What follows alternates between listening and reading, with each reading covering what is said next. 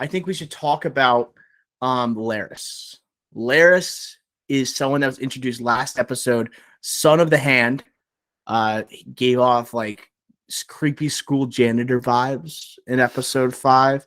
Seems like he has an ear similar to Varys from the original Game of Thrones, similar to Littlefinger, Peter Baelish. Seems like he's in that same vein. And so he's kind of taken up the mantle for House of the Dragon. We have him in this episode, almost like he has this. It seems like he has a regular meeting with Alicent to kind of go over what's been happening throughout like the kingdom, right? What's going on? What are the whispers that you're hearing? And what do you think about this relationship? Like, do you think this is and I guess and this character with this Laris guy, because he's obviously more sinister than he appeared in episode 5.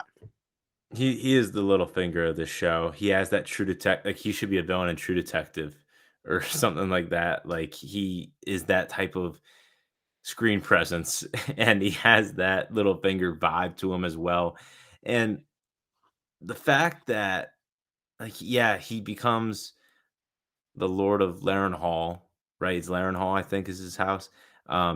He's going to become the Lord of Larenhall. Harrenhal. His name's Harrenhall, thank Laris. you. Right. Yeah. Okay. Right.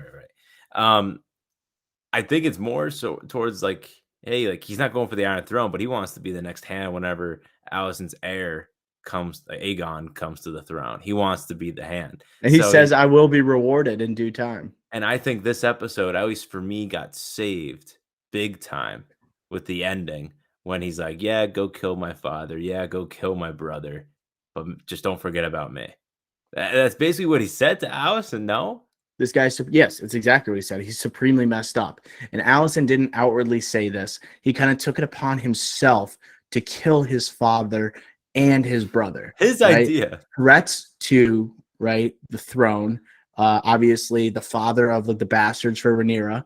And then the dad, right, is unwilling to admit the egregious acts of Harwin, which basically can be thought of as treason by sleeping with the princess and future queen and successor to the throne. I thought that scene where he takes the prisoners, those who committed murder and treason, and then he says, I have a job for you, but first we got to take care of something. They cut out their tongues so they can't say what they did. It is like truly evil.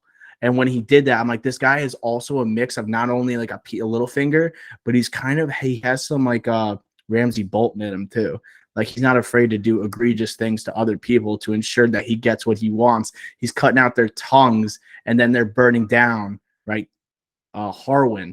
Like Harwin, like is a character I thought we were going to grow an attachment to, especially after having such only brief moments with him in the first 5 episodes. Like, okay, we're going to see this rivalry start to, I guess, spark between him and Kristen Cole. Guess what? We don't get to see anything past him just punching his lights out. You know, he's gone.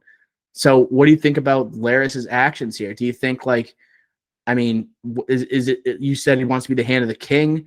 Any other thoughts, I guess?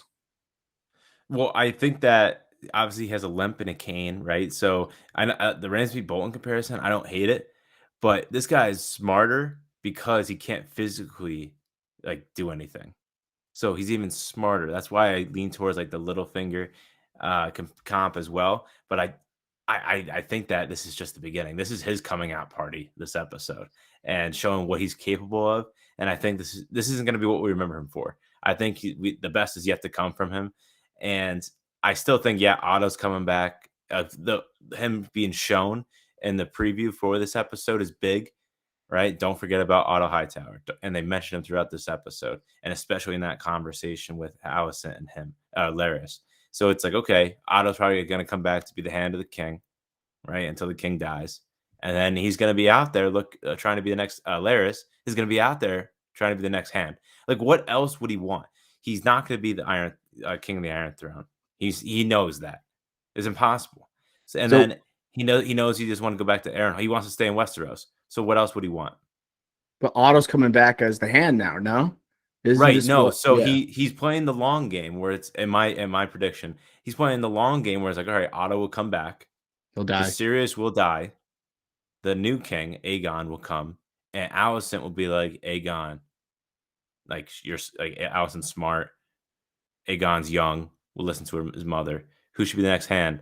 Be like, oh, this guy. Otto might Laris. die. Yeah. Laris. He's putting all his he's pushing all his eggs in that basket. You know, He's Team Allison for sure. He's all well, yeah, obviously, yeah, he's all with her, like for the long haul.